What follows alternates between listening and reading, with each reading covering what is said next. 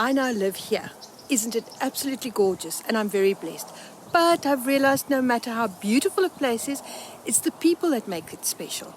In spite of being an introvert, I especially appreciate the importance of friendship after my big move, cultivating new ones and maintaining my old ones. It's friends that draw you into a community, groups and events, and that add emotional depth and support to your life. I needed to learn how to make friends and how to be a good friend to both the new ones and the ones I left behind. Join me today as I share the various steps I took to make new friends and how this small village became my home, and how being a good friend is an ongoing journey that is part of redesigning a magical life. I'm the Forest Fairy. Welcome to my corner of the woods where I'm rebuilding, revamping, redesigning a magical life, and hopefully inspire you to gather your own fairy dust. Hello everyone, I hope you're doing extremely well this week.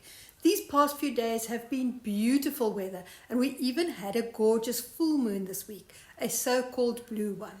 Today's conversation is just a continuation of last week's, where we chatted about what I consider the benefits of friendship and the types of friends that I have. And as you heard, this week will be all about how I went about making new friends in my new village, hundreds of miles away from my old ones, and what I try to do to be a good friend.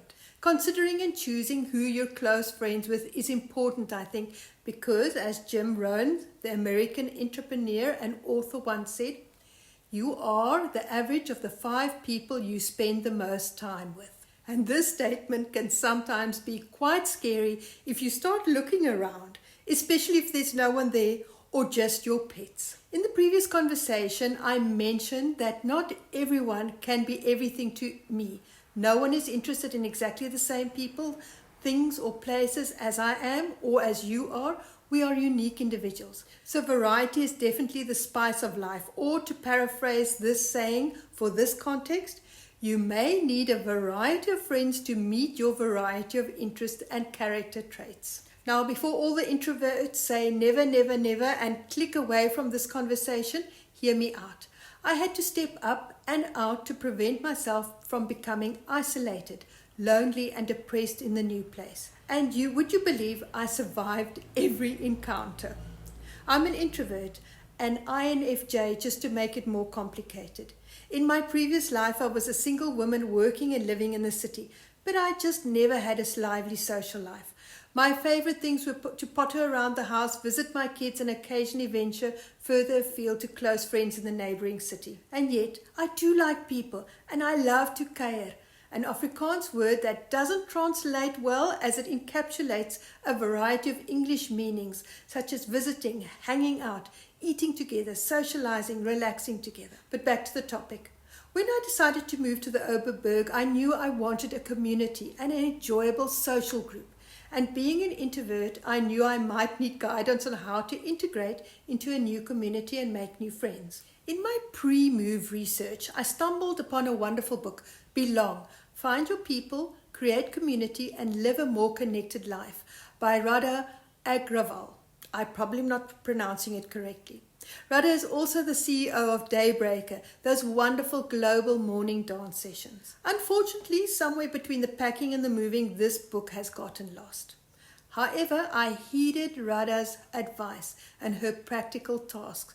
She says the desire to belong is a fundamental human need and first suggests that you need to go inward before going outward. I had to identify what was it that made me unwilling to go into the out. What was I afraid of? Rejection, mean girls, judgment, comparison. And what was it driven by? Baggage, social media, childhood trauma, inferiority complex? Do I prefer to binge alone in my home on Netflix series, social media, carbs, sugar? In fact, it got me thinking that sometimes my resistance to going into the out wasn't so much my personality, but rather laziness.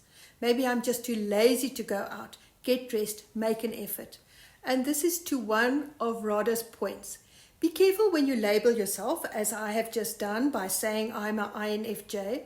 When I label myself, is it to better understand myself and how I relate to the world, or does the label box me conveniently and separate me? I then looked very intentionally at my values, interests, and abilities, which together gave me an idea of what kind of friend I would be looking for. For example, some of my interests are adventures, self-development, celestial space, swimming. Some of my values are positiveness, humor, adventure, wisdom, and some abilities are listening, outdooring, and eating. Together they of course influence what qualities I look for in a friend and what I would not look for. And even more important, what qualities I need to attract such friends. What I like is that Radha emphasizes the importance of your energy. Our energy controls how the world sees us and how we see the world. I had to check my energy. Is it muted as a result of negative thoughts, words, and actions? Or does my positive energy reflect in my attitude, my spirit, my presence, my vibrations? Of course, our energies are not always high. Things like the time of the day, the weather, our health and fitness, our conditioning, and what we consume both physically and mentally affect our energy. And yes, just like keeping to my goals, washing my hair, checking my body weight, cleaning my house, energy needs continuous monitoring and maintenance. It was a decision on my part, like Radha suggests, to rather be a thermostat than a thermometer. In other words, I decided what temperature I would be. Positive, grateful, compassionate, show up, and I try sometimes to be funny, regardless of what is happening in the world around me. Now we're ready to go into the art.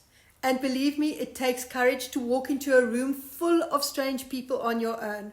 It takes energy to get dressed and show up. It takes patience to work through unsuitable people, and it takes perseverance to really get to know someone. I looked at my interests and made a list of what I wanted to do and groups I wanted to join. It ranged from the hiking club, the quiz evenings, to a book club, to cultural events, to conscious dancing. And it was great fun, doing things I hadn't had time or made an effort to do in my previous life. Meeting lots of lovely and interesting people, and then making a few special ones. A couple of years later, I've now realized where I actually want to spend my time and energy. Just as I thought, I love walking and hiking, and despite what I thought, a book club isn't for me. Once I was clear on that, I committed and gave my time and energy to those groups, interests, and people I enjoyed. Not always easy, as my focus has temporarily shifted somewhat. And then, of course, managing the guilt I feel about not getting to the groups or people. But that's another story. So why don't you grab a pen and paper and just go through the process to decide what you would really like to commit to. Even if you've lived there for years, grab a newspaper or check the social media and see if there's something you would like to attend. Maybe drag a friend along and see where you could belong. The learning curve caused by my move was not only about finding new friends in my new environment, but also about maintaining the relationships with the amazing ones I was leaving behind, as well as learning how to be a good new friend. Let's first talk about my old, my fun, my wonderful, supportive, understanding, the list goes on, friends. The majority of them now live some distance from me. A few require me to pack an overnight bag, but most require a suitcase and a week's leave to see them. In a previous conversation, A Tough Life Challenge is teaching me 3 valuable principles. I share the concept of something I heard years ago. If there's no conversation, there's no relationship. Let that sink in. No conversation, no relationship. So for me, I need to connect with my old friends once in a while, be it for coffee or lunch when we're within range of each other, or a call. And while the social media apps were initially developed with the idea of connecting people and to keep me up to date generally, I don't feel it counts as a conversation. What do I do to keep the conversations going? Well, I usually spend some time on a Sunday evening planning and plotting my week ahead. Of course, it often changes a bit, but there I add a name and a time for a check-in or a call. I do sometimes horribly lapse on this, and before I know it, weeks have gone by. I recently had 2 wake-up calls. The first was when I saw a school friend for the first time in about 6 years. We were astounded at how time had passed, but had kept the conversation going through long calls a few times a year. The second wake-up call was when a close friend who had moved to Cape Town almost 2 years ago came to visit, and we had a teary realization that we hadn't seen each other at all since her move. Luckily, our regular calls had the conversation going. Old friends are comfortable, and I'd forgotten that it takes time, energy, and inclination to build new ones. This is something I mentioned in the first part of this friendship conversation. Head over to From Adventure to Heartache, Why Friends Are Vital for You and I, if you missed it. I found that all friendships require me to listen, share, a difficult one sometimes, be honest, be forgiving, be available, respect, boundaries, support, back off, sometimes lean in, sometimes be vulnerable, sometimes be strong. But new friends require me to be patient and to get comfortable with, for example, the nuances of a new friend's humor, their reservedness, their straight talking, their history, their weirdness. And it also requires me to initially manage my own weirdness, not to send them screaming and running into the night. There is, however, one thing that I'm very aware of around friendship, and that is the saying that familiarity breeds contempt.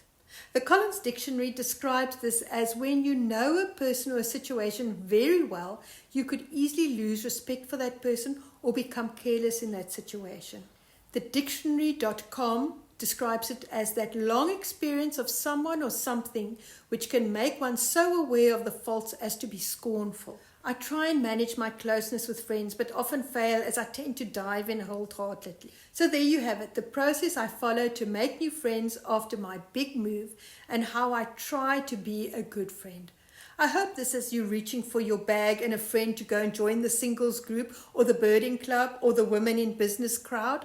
If you enjoyed this conversation but missed the first part, click on the video on screen where I chat about, somewhere here, about the benefits of friendship and the types of friends I have. In the meantime, wishing you a week filled with wonderful friends and sprinklings of fairy dust. Until next time, goodbye